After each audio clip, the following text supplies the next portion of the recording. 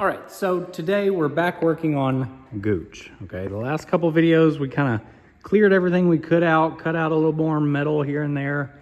We're starting to get the fuel system mounted up in the back, kind of see where we want to set everything back there. So we're doing a lot of metal work just to the frame of the car, to the chassis of the car right now. What I'm looking at doing today, all of this is pretty well rough now. As far as removing stuff, I'm pretty well done. The only other thing I'm taking off is this sunroof, this Lexan sunroof that's riveted in here. I'm gonna drill these rivets out and take this sunroof out. Obviously that's gonna be replaced. I'm thinking about just sunroof is gone. It's just gonna be a sheet of metal or carbon fiber or something. I don't really need to see the sky in this car. But what I'm gonna be working on right now is clean out this car, vacuum it out really good, blow it out really good with an air hose. Try to get all the loose debris out of here. And then if you notice where the sound deadening came up, a couple spots on the cage, the dash bar, behind where the dash and everything was up there, all of that is kind of rough. I'm gonna go ahead and try to get this thing painted. There's also a couple holes in the floor, like that hole there, that hole over there. There's also this gash, if you can see that, where it looks like maybe something bounced up under the car and tried to come through the floor. So I've got a welder. This is my lovely little welder. It's a titanium flux 125 welder, MIG welder from Harbor Freight. Cheap little thing. I originally bought that thing to make brackets and little bitty pieces here and there. Obviously I didn't weld the cage with it. I'm not welding anything to the frame with it. It's just for small repairs or small brackets, and it works great for that kind of stuff. So obviously the holes in the floor, anything like that can be welded up with that little welder and then cleaned up with a grinder, because the best welder is the best grinder. I don't think I'm removing the sound deadening off the firewall. I don't think I'm doing that right now, which after I paint it black, if I want to do it later, I could, and then just clean it up and spray more black. Obviously, not a show car. I'm gonna be just using some black spray paint out of a spray can. Nothing fancy. This is just to keep the floor basically from rusting anywhere like that. So I'm gonna clean that up real good, go down to bare metal, get that rust out of there, and then just lay down a coating of black spray paint to keep anything from rusting. The undercoating on this car is really good. The pillars, the strut towers, there's not really any rust besides the small little bits and pieces in the corners. There's no holes anywhere as far as rust goes.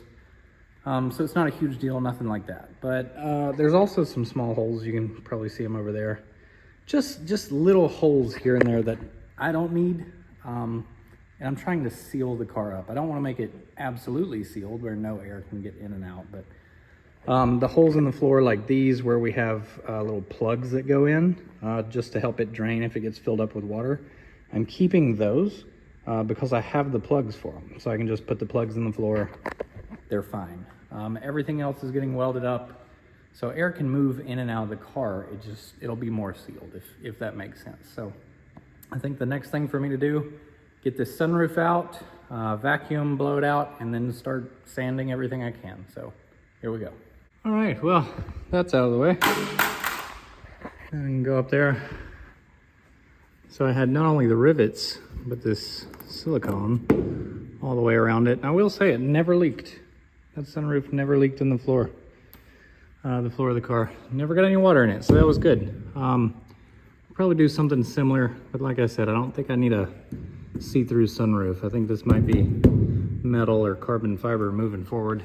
So I just took my grinder and knocked the head off all these rivets. Now I can take a hammer or something, knock these down, get them out of there, and once all those are out of there, move on and start working on the interior. Whew, quick update. I've been welding for a little while. So grinding, welding, a couple of the holes, this one, those back there, all those over there are done. Trying to finish up the passenger side. I still have to do that one, which I have a piece of metal cut out to put in there and weld it in. A couple other little holes here and there. Still kind of working on welding everything up. Then I'll touch everything with a grinder for a little bit, clean everything up, start getting it ready to paint. I'm trying to think of anything else I need to do before I paint it. Of course, I'm gonna have to touch up the rear anyways after I add the fuel cell and all that stuff. But while I'm painting the inside of this car, I figured I'd go ahead and paint the subframes that I have, the crash bars, anything tubular that I've got. I left all the tubular stuff raw for now.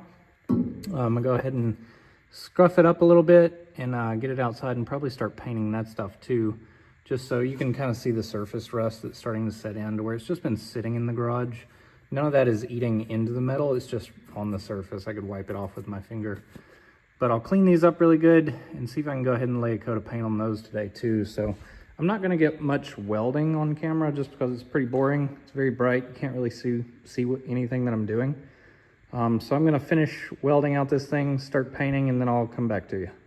Okay, I shaved. It's been a day and a half, 2 days. I don't know how long it's been. It's been quite a while of cutting, grinding, welding, everything. So I got these 2 plates put in to cover up that hole that was right there in the dash.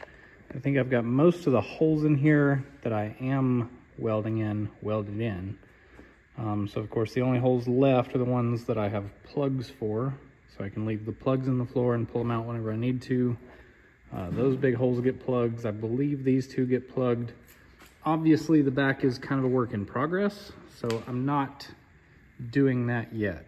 I'm leaving that alone until I kind of figure out where I want everything to be before I finalize that back there. But as far as the front goes, it's coming along and it's looking a lot better.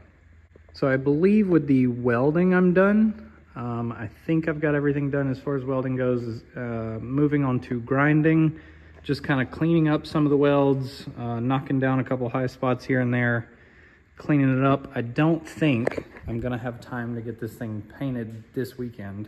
It's probably gonna happen sometime through the week or next weekend whenever I have a full day to actually paint and pay attention.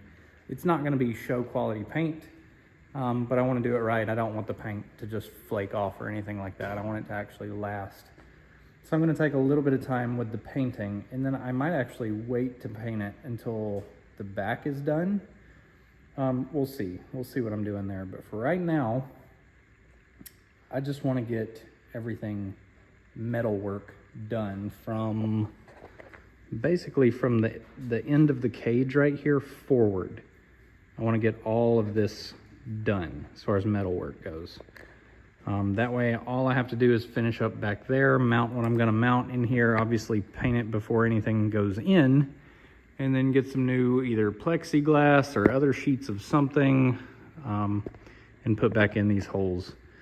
So all the doors were gutted except for the driver's door. That way I could still roll up and down the window. It functioned as normal.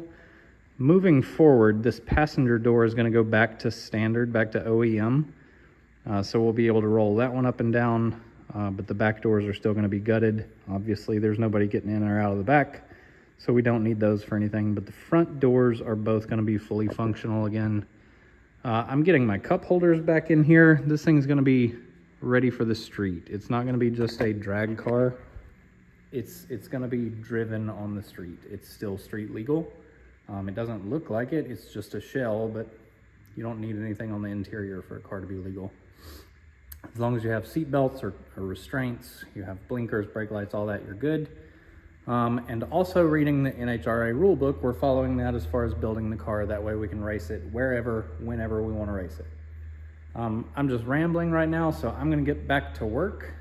There's a lot of grinding to do, probably a couple hours worth of grinding and cleaning up to do on this car. So I think to finish this thing off, I'm just going to get as far as I can with the metal work and see if I can finish it out this weekend. All right, and after, I don't know how many hours of grinding, welding, and everything else, that's about all I'm doing this weekend. I know it wasn't a lot of fun to watch, just because there's not a lot to show. Welding, grinding is kind of boring to watch, but that's what I've been working on, just giving you guys an update. So I will see you guys in the next video. Bye.